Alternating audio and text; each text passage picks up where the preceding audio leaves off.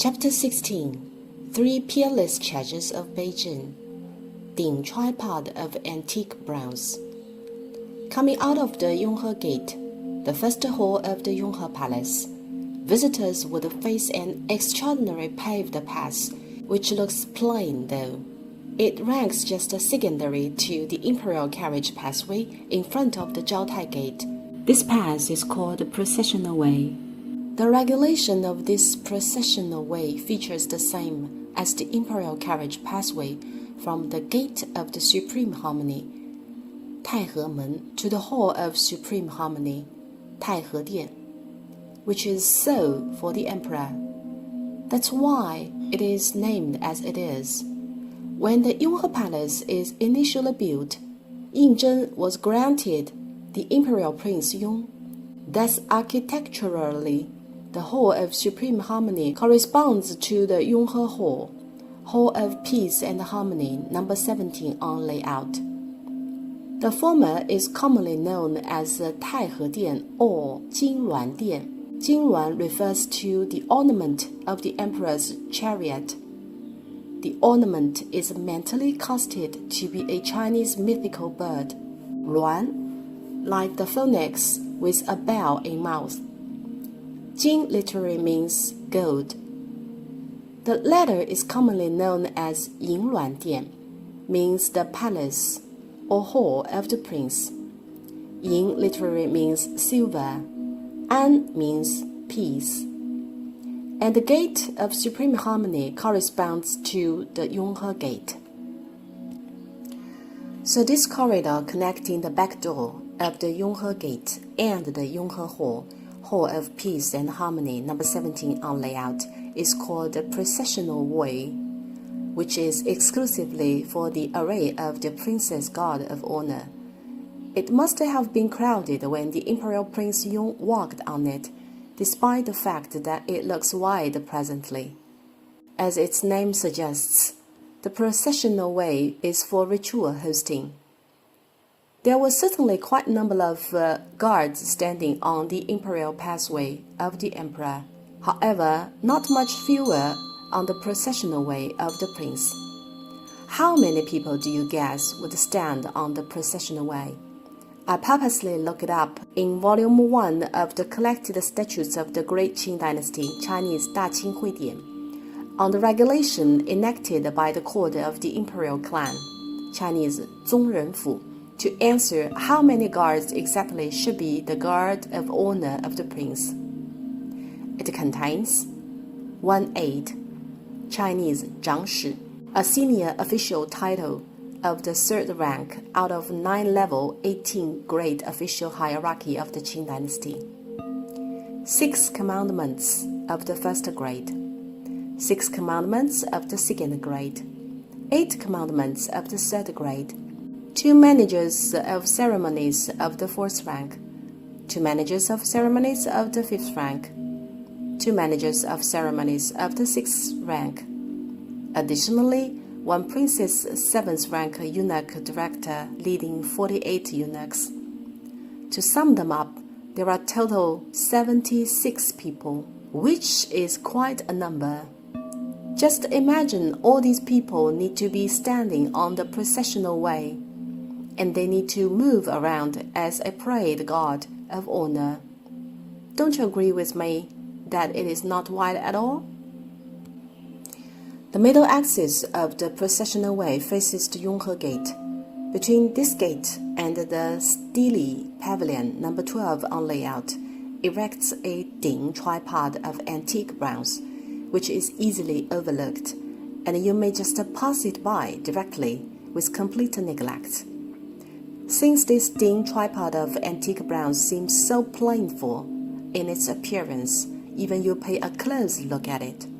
But if I say this is one of the 3 peerless treasures of Beijing, does it surprise you? What are the 3 peerless treasures of Beijing? The first one is the jade liquor pot, Chinese 毒海大玉问, in front of the Hall of Receiving Brilliance, Chinese 晨光殿, residence of the Prince of East Han Dynasty in Round City, Chinese 团城, Beihai. The jade lacquer pot is a show jade sculpted jar. Show jade is a type of jade produced in Xiuyan County, Liaoning Province, featuring with a serpentine pattern, made in 1265 of the Yuan Dynasty, 1271 to 1368 CE.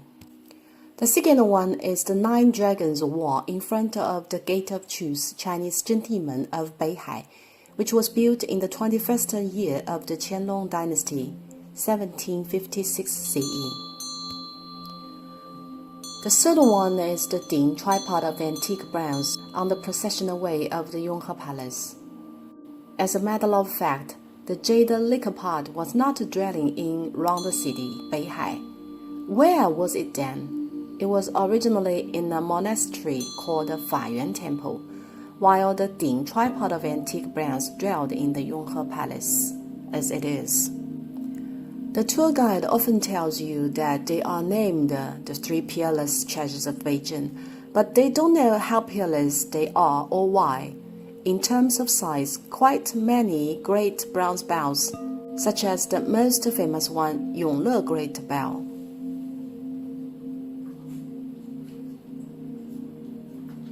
In Dazhong Temple, Temple of Great Bell, are larger than the Ding tripod of antique bronze. In terms of craftsmanship, there is no lack of crafts being more exquisite. It is a wonder indeed, but why and how? This Ding of tripod of antique bronze was tailored by the palace workshops of the Hall of Mental Cultivation, Chinese Yanghe Dian, in the 12th year of the Qianlong Emperor, 1747 CE. It is 4 meters tall with a magnificent roof spire, which is a double-eaved pyramidal roof shaped according to the roof spire of the Hall of Prayer for Good Harvests, Temple of Heaven, Chinese Tiantan. 6 fire windows are arrayed evenly circling around the main body of the Ding tripod. Each of the fire window is mounted with motifs of 2 dragons sporting about 1 pole. How vivid! This exquisite workmanship is of no surprising, as it is a masterpiece made by the Imperial Workshop. Motifs of 3 lions sporting about 1 pole were embossed lively on the pedestal, which is also visible from its side. Motifs of the 2 dragons sporting about 1 pole is quite common, but the 3 lions sporting about 1 pole is rare. The embossment is quite a gem. Except for the huge size and the sculptural marvel, it does not date very far, right? So why is it peerless then? Can you figure out? Don't bother yourself any further to try to find the answer by staring at it, as this is an inappropriate approach. Its peerlessness fabulously lies in its material, which is super precious. The name Ding tripod of antique bronze comprises its peerlessness, as words antique bronze are noun phrases instead of adjectives. Why? Because the material is the bronze of authentic antique. That is where the label of peerlessness lies. Let's take a close look at the quality of the bronze. You may find many bronze ware displayed outdoors in the Yonghe Palace. For instance, the giant bronze pot outside the Yonghe Gate, bronze statue of Sumelu in front of the Yonghe Hall. They are at the same circumstance of showering under burning sun and heavy rain. However, pitching a glance, you may tell the immeasurable difference on the bronze quality. They share the same name but bear utterly different essence. This Ding tripod was made in the 12th year of the Qianlong Emperor of the Qing Dynasty, 1747 CE, which was not ancient in terms of age. However, the raw material was not from the Qing Dynasty. Plentiful bronze ware heritage from the Yuan and Ming dynasties was stored up in the warehouse of the Imperial Household Department, Chinese Neiwufu. Which dynasty produced the best bronze? The Ming Dynasty. You may know little about antiques, but you definitely heard about Xuande incense burner that was made of bronze of top class. The Ding tripod of antique bronze was made of the bronze melted from the bronze wares collection of the Yuan and the Ming dynasties.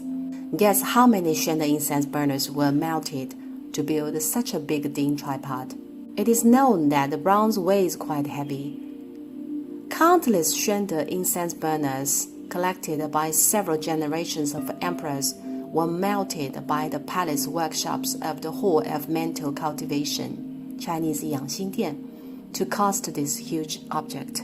Thus this Ding tripod fames truly with rather a noun antique than an adjective ancient. That's how precious is precisely stated. That's why the three peerless treasures of Beijing are peerless, as the primitive raw material would no longer be available. The leftover from the casting of the Ding tripod of antique bronze was utilized to build the pair of guardian lions in front of the Yonghe Gate number 11 on layout.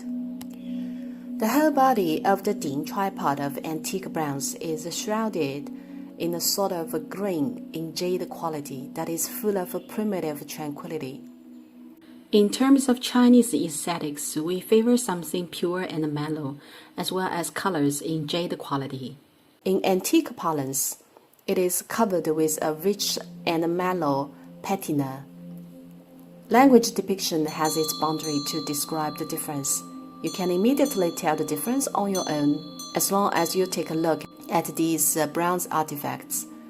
Its distinctive color is unique and recognizable by comparing with other bronze artifacts. This very color has an exclusive name called eel green. This processional way is not very long, with the Ding tripod of antique bronze in the middle and a stele pavilion at the end. The stele pavilion was not built until the 57th year of the Qianlong Emperor, 1792 CE, and it was the last building constructed in the Yonghe Palace. Religious policy, namely the frontier policy of the Qing dynasty, was recorded in the stele pavilion. The background and purpose of the policy to pacify the Mongols by advocating the Glug yellow hat sect was inscribed on the front of the stele and the Taoku reincarnation system, Chinese 金瓶侧签, which means drawing lots from the golden urn, was inscribed on the back. The whole stele inscription is called On Lamas, Chinese Lama Shuo, and we will interpret it in the next chapter.